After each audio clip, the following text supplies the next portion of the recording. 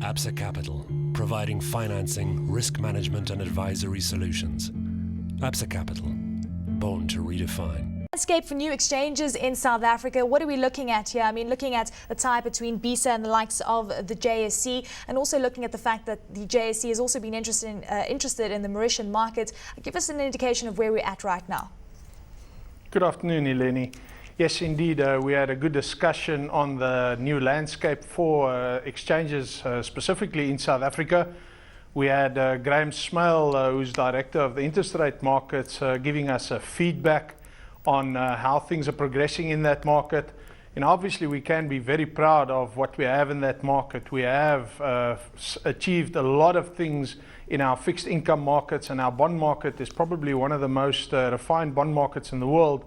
The JSE is about launching a new platform and a new way of dealing bonds. We're trying to get buy-in from the wider industry into this whole process. They originally did a presentation to the markets under the heading of the straw man, and the idea was that that straw man will grow over time and become the man of rock. We're still having a lot of debate about that. On the one hand, you have the primary dealers, you have National Treasury, you have the savings institutions or the buy side, you have traditional brokers, you have the inter-dealer brokers. So there's a lot of entities that need to be included into this process. Obviously a lot of vested interests, and hence the JSE can't just overrun all of that. And actually they have been very good at including the whole market. We also had some people from National Treasury at the summit, and it was good to get their inputs as well. It was an exceptionally well attended summit. Good to see there. In fact, there was standing room only by the time Mr. Clem Santa delivered his keynote speech, which was entertaining as always. But overall, for the landscape on the exchanges, things are looking very well. We were focusing specifically on the fixed income markets today, and the idea is to move closer to all the good things that we've learned on the equity side of the market.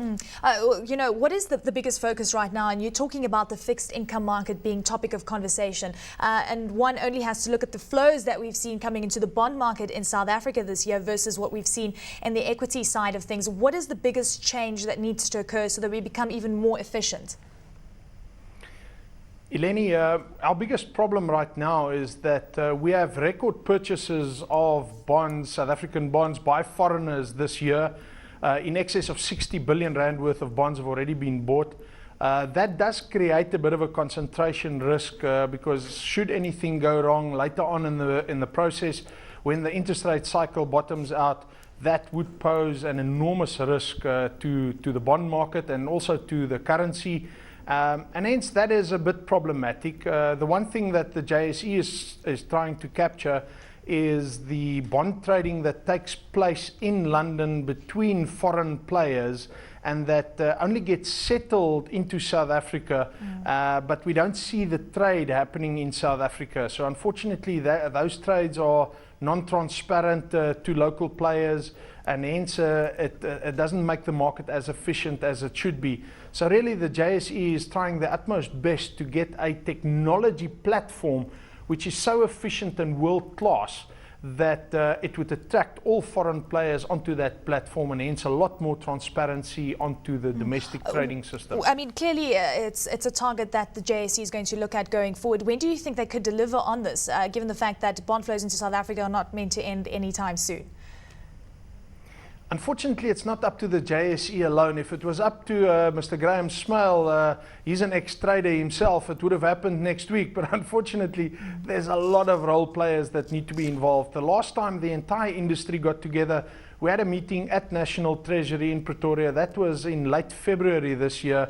We have to set up another meeting again because the whole proposal has evolved quite a bit from then. So when we're going to have that meeting? Probably in February next year only. So, you know, that makes it a year later. So unfortunately, it's a bit slow.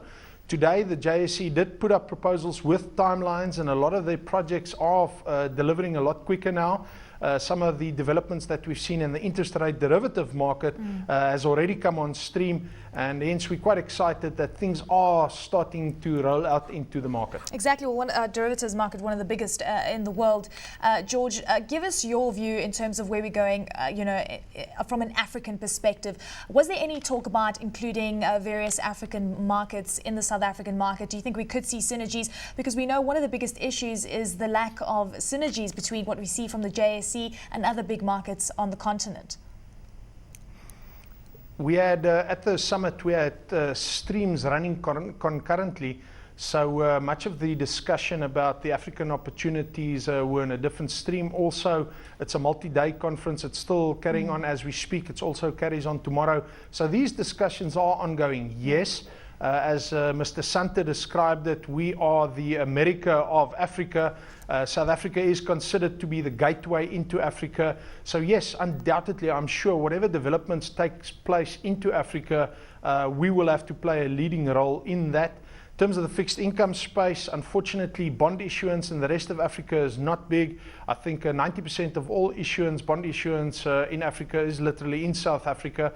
And even our market is still relatively small on a global scale. So there is enormous scope for growth. As you know, following the credit crunch, issuance have been quite low and depressed, but it is coming back to the market now. So as the markets recover, it'll recover into Africa as well. Absa Capital, providing financing, risk management and advisory solutions. Absa Capital, born to redefine.